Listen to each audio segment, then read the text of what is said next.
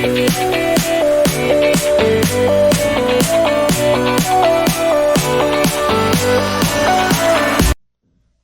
students, welcome to my YouTube channel. In this video we will solve question number 6 of exercise 7a from New Secondary Mathematics book 1. So question number 6 में दो parts हैं a और b. तो देखते हैं जी क्या कहा गया है इसमें. वो कहते हैं कि x degree y and z are three angles laying on a straight line. ठीक है, x y और z तीन एंगल्स हैं. ठीक है, तीन डिफरेंट एंगल्स हैं जो कि कहाँ पर लाई करते हैं, वो लाई करते हैं एक स्ट्रेट लाइन के ऊपर. ठीक है, और स्ट्रेट लाइन का एंगल क्या होता है, angle of a straight line is 180 degree. हमें पता है कि चाहे जितने भी एंगल्स हो स्ट्रेट लाइन के ऊपर, दो हो, तीन हो, चार हो, जितने भी हो, उन सब का जो सम होता है वो हमेशा 180 डिग्री होता है स्ट्रेट लाइन. ठीक है, तो इसी फार्मूले को हमने यूज़ करना है आगे भी. वो क्या कहते हैं फाइंड करने के लिए, पार्ट ए में वो कहते हैं इफ़ y इज़ 45 डिग्री.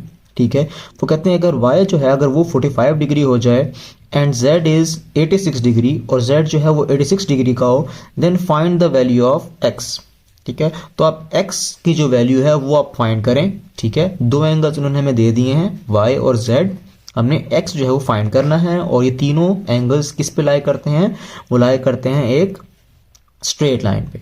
ठीक है, तो इसको सॉल्व करते हैं, देखें कैसे होगा ये.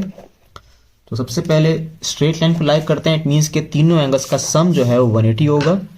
सो x degree plus y degree plus z degree is equal to 180 degree.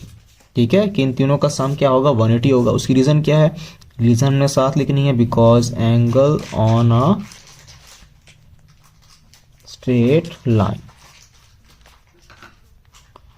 ठीक है जी, ये हमने रीज़न लिख दी. अब इनकी वैल्यूज़ लिखनी है. क्या x हमें पता है, नहीं, x हमने फाइंड करना है, तो x एज इट इज़ रहेगा. ठीक है, y की वैल्यू उन्होंने आपको क्वेश्चन में गिवन दी है, दैट y इज़ 45 डिग्री, तो y 45 हो गया.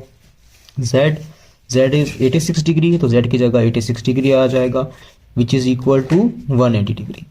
तो ये तीनों एंगल्स का सम इक्वल हो गया 180 के.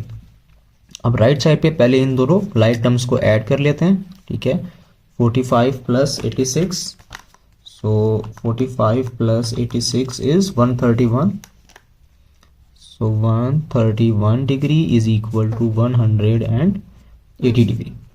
अब 131 x के साथ ऐड हो रहा है ऑन द लेफ्ट साइड, तो राइट साइड पे इसको लेके जाएंगे ताकि हम x फाइंड कर लें. तो राइट साइड पर आकर ये सब्ट्रैक्ट हो जाएगा from 180. So x will be equal to 180 minus 131 which is 49 degree. So 49 degree ये हमारे पास x का एंगल है. x फाइंड करना है तो दोनों तरफ डिग्री ख़त्म हो जाएंगे और दोनों आपके पास x इज इक्वल टू 49 आ जाएगा.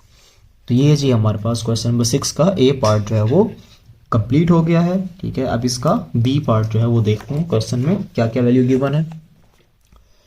b पार्ट में कहा गया है that if x is equal to 2y, x जो है वो 2y के इक्वल है, and z is equal to 3y, z जो है वो 3y के इक्वल है. Find the value of y.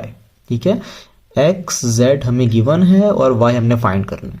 तो सिंपली जैसे हमने फर्स्ट पार्ट किया है ये भी वैसे ही करेंगे. वैल्यूज पुट करते हैं x z की. ठीक है, तो स्टार्ट में हम वही लिखेंगे, ये b पार्ट है.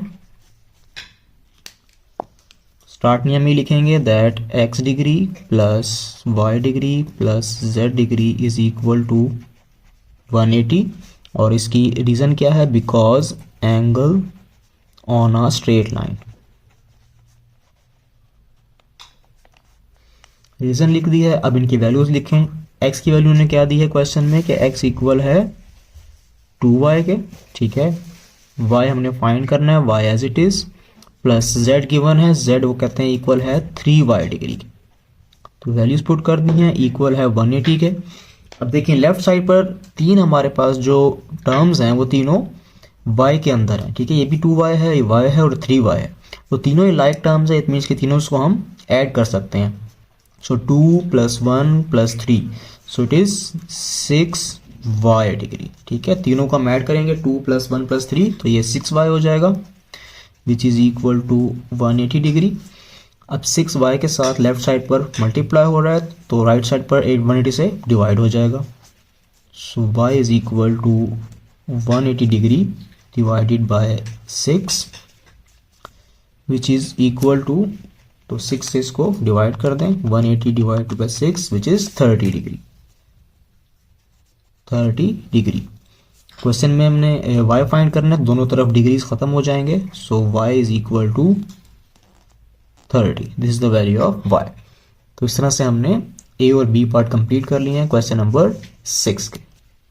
अल्लाह हाफिज।